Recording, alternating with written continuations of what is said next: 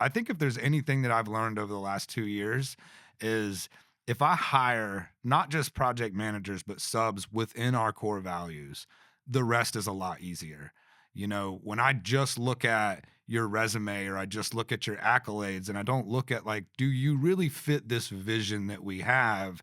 I've ran into a lot of speed bumps like that. So I think that making sure that we have people that see our vision and want to be a part of our vision and just over communicating with them from the back office to make sure we're on the same page, because a plumber in Greensboro or a plumber in Conway, I mean, as long as we set them up for success and give them all the correct information, they can just go and execute. So a lot of it is the back office, the purchasing team, the operations manager, Billy, everybody in the back office, understanding the task at hand and understanding that there's a lot of moving parts and a lot of details, and how do we put packages together in a better way so when we do onboard a sub, we can say, hey, this is how we do it. This is what we expect from you. What do you expect from us? And that relationship is built before we ever put boots on the ground or before they ever do a job for us. So there's a lot of proactive planning that goes behind building that sub team and project management team before we start building.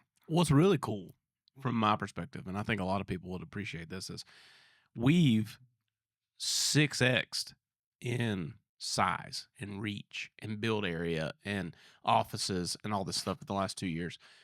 Yeah. And our average build time has dropped by almost 50%, right? Now, granted, every job is independent of itself, but on average, our speed of completion from permit to door keys has cut in half with the growth. And like that is speaking directly into what you're talking about. It's like we didn't just get bigger.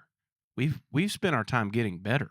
And developing these processes. I remember about a year ago, Mike put out a post into one of his, groups where we got access to all these builders and tradespeople and stuff, and said, hey, any custom home builders building 200 to 300 custom homes a year, got some questions.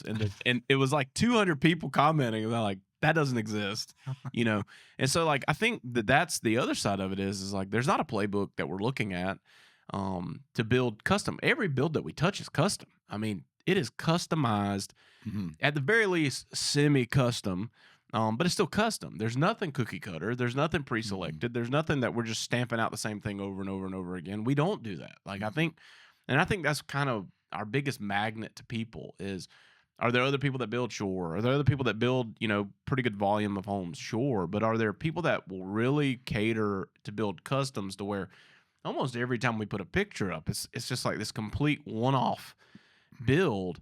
How the heck do you do that effectively, building in 400 counties and, managing all these different people? And it comes down to that leadership aspect. Like when you came into Barndo, you were doing a lot, like physically.